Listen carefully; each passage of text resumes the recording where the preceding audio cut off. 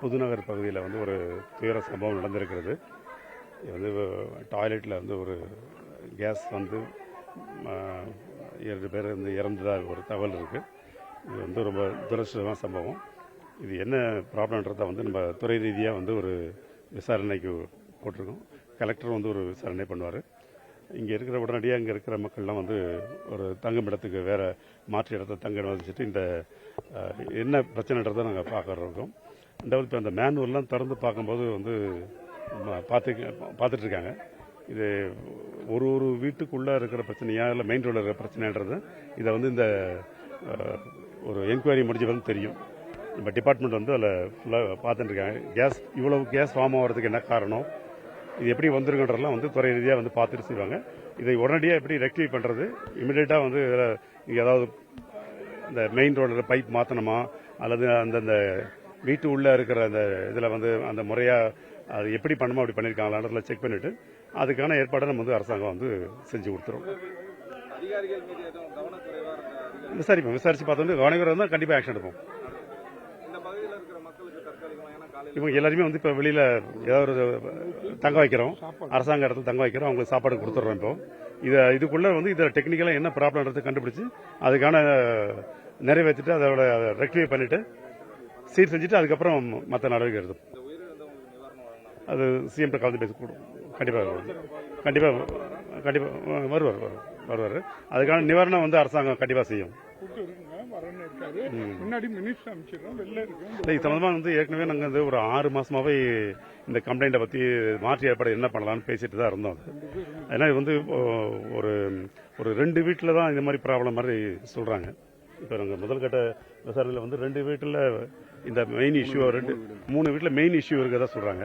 So அந்த 3 வீட்டில் வந்து அந்த செப்டிக் டேங்கோ அல்லது அங்கே அந்த கலெக்ஷன் வெல்லையோ என்ன ப்ராப்ளம்ன்றதை இப்போ வந்து உள்ள எடுக்க சொல்லியிருக்கோம். அதுதான் ப்ராப்ளமா அல்லது வேற என்ன ப்ராப்ளமா அப்படின்றத நாங்கள் வந்து கண்டுபிடிச்ச பிறகு அதுக்கான ஒட்டுமொத்த தீர்வை வந்து நம்ம எடுத்துருவோம். இந்த பகுதி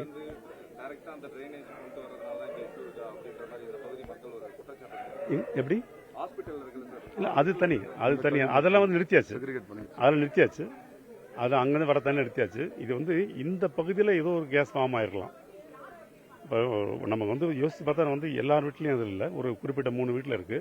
அந்த வீட்டிலேருந்து மெயினில் வர்றதுல ஏதாவது அடைப்பட்டிருக்கா, அது உள்ள தண்ணி வெளியில் போகாமல் ஒரு கேஸ் ஃபார்ம் ஆயிருக்கான்றதை நம்ம வந்து பார்க்கணும். இப்போ அதுக்கான இப்போ வந்து எல்லா வழியால் எடுத்து எல்லாமே வந்து வீடியோ எடுக்க சொல்லியிருக்கோம்.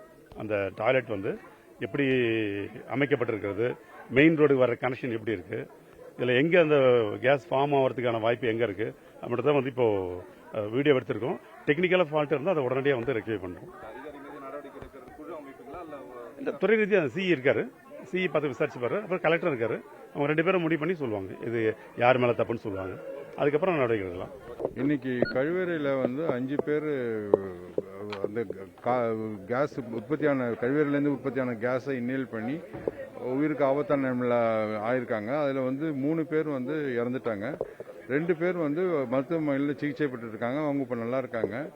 இது வந்து இந்த செப்டிக் டேங்க் இல்லைன்னா வந்து அந்த பாதாள சாக்கடையிலேருந்து அந்த இது நச்சு கேஸ் உற்பத்தி ஆகும். கார்பன் மோனாக்சைடு இல்லைன்னா ஹைட்ரஜன் சல்ஃபைடு இல்லைன்னா மீத்தேனுங்கிற கேஸ் உற்பத்தி ஆகும். அது வந்து நம்ம அந்த பாத்ரூமில் 3 ரூமுக்குள்ளே இருக்கும்போது அந்த காற்று இன்னேல் பண்ணும்போது பேஷண்ட் உயிருக்கு ஆபத்து வரலாம், மூச்சுத்திணறல் வரலாம், இரிட்டபிலிட்டி வரலாம், அன்கான்ஷியஸ் ஆகி உயிருக்கு சேதம் ஏற்படலாம்.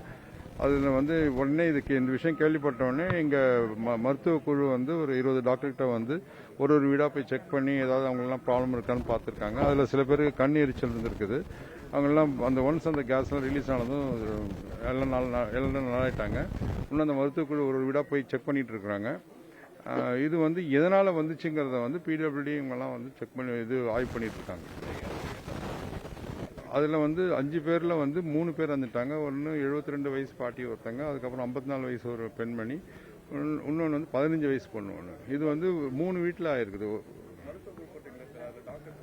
டாக்டர்ஸ் வந்திருக்காங்க, டாக்டர்ஸு, ஸ்டாஃப் நர்ஸு, ஏஎன்எம்ஸ் எல்லாமே வந்திருக்காங்க.